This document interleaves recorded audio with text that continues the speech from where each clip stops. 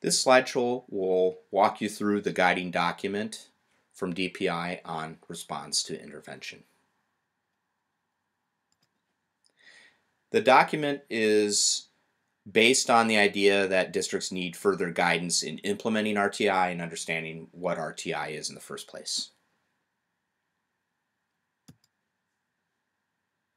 Wisconsin's version of RTI is a little bit different than other states. It's based on 3 tiers, as you can see on the slide, and is rooted in culturally responsive practices. You'll find out more about each of those tiers in subsequent slides.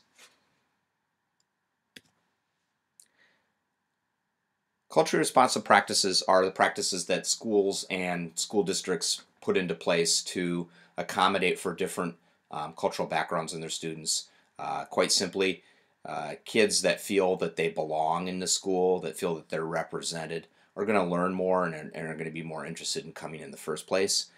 There are 3 main reasons that Wisconsin is adopting culturally responsive practices as part of RTI. One is that Wisconsin is becoming more and more diverse, and we're seeing a larger and larger achievement gap in performance with students of diverse backgrounds.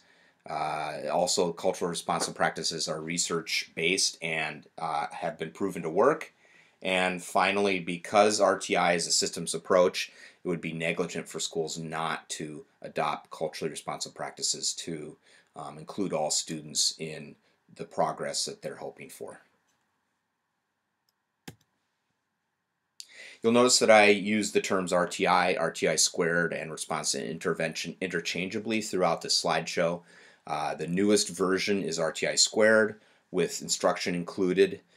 The reason that instruction has been included in the title is that some school districts that were implementing RTI were not spending enough time looking at core instruction, and so had kids that were going to intervention that shouldn't have been if they had received adequate instruction in the first place. What's unique about RTI in Wisconsin, there are 2 main components. One is that there's an emphasis on core instruction and that students are assessed based on strengths rather than weaknesses. The other piece is that 3 tiers that I mentioned earlier, collaboration, assessment driven, and that it is deeply rooted in research rather than just piecemeal ideas in each district. The graphic on page 8 is really a flow chart that shows you how students move through the tiers of intervention. The primary focus is on strengthening core instruction so that most kids are meeting their needs there rather than having to go through the intervention process.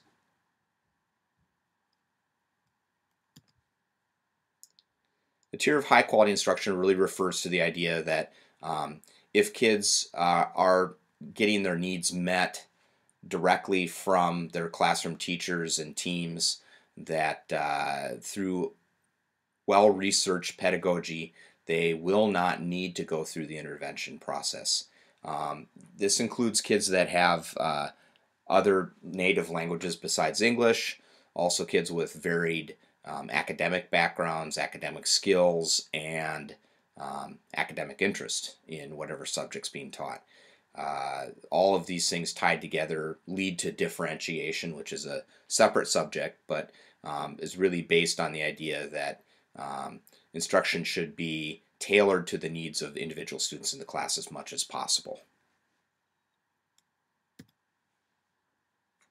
The intervention process is a crucial part for kids that are not meeting expectations for whatever grade benchmarks are in place. It's also for the students that are meeting them and are not being challenged. Through universal screening that you'll hear about in a little bit, those students are identified as early as possible and modifications are made. Sometimes that leads to intervention as well. The balanced assessment system is really about having many different tools in place so that the staff can determine what the kids are good at, what they're struggling with, and how to teach them. So they're not just evaluating where the kids are at, but also diagnosing what needs to be done to help them move further. In the third bullet, you'll notice a discussion about progress monitoring and authentic assessments. The bottom line with those two would be that the staff are looking at kids in a longitudinal fashion from year to year or throughout the year, and are monitoring what sorts of growth they're seeing, what that rate looks like, but also the things their kids are struggling with or succeeding with, and then planning based on that assessment.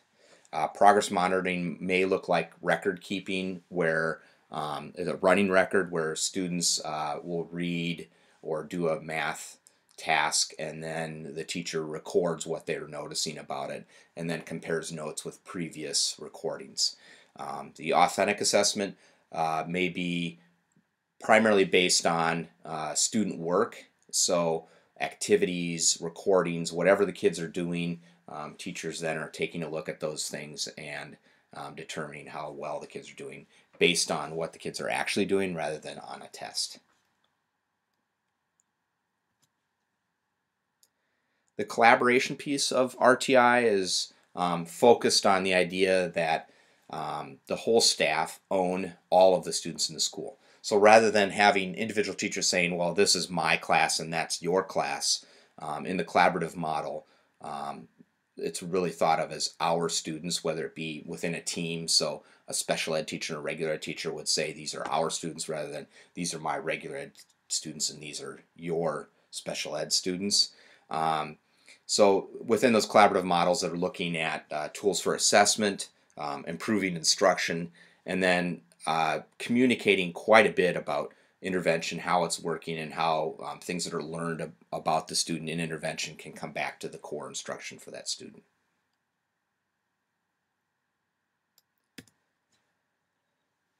Connected to what I just said, the multi-level system is basically the idea that you have different resources based on what skill levels the different staff members have. Some of those staff members may be hired as interventionists or support specialists that work with individual students that have been identified needing intervention, but that all staff members are involved in RTI in one way or another, including specialist teachers, including administration as well.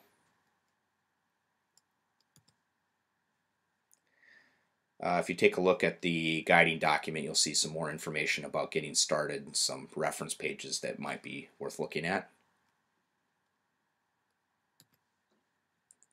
The following section refers to the frequently asked questions in the guiding document.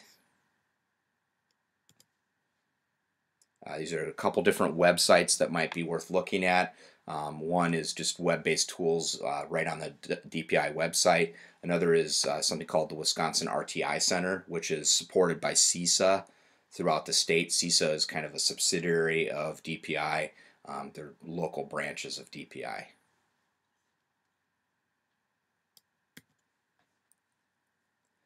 One thing to note about DPI's guidance about assessment tools is that the department doesn't advocate for one particular assessment. However, they reference back to the balance assessment that I mentioned earlier, and that there are some tools that are seen as being more authentic and worthwhile. And you can take a look at that link if you want more information.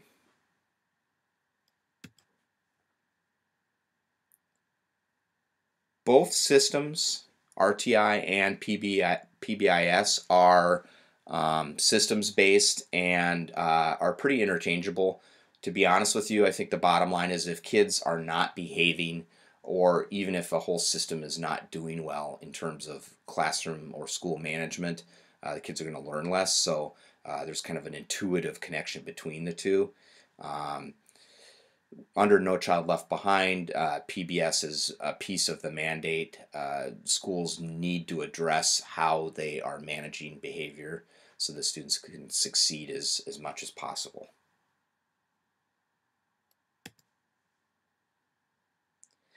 Both English language learners and any other students with different skill sets are met more adequately through RTI because of the fact of the universal screening. Kids are identified early, modifications are made.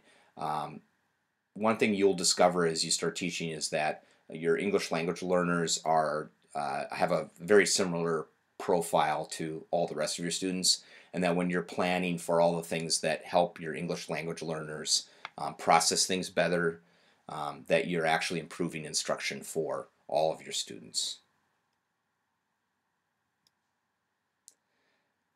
Students with disabilities are met through all of the different steps of the intervention. If by tier 3 things are not improving, that's where the IEP process kicks in. Students then are referred for an evaluation, and the process kicks in so that students can receive more legal resources. You know, there'll be special ed staff assigned to them, that sort of thing, if the IEP process is successful. There's a link on the slide if you want more information about what DPI thinks about how RTI and special ed connect.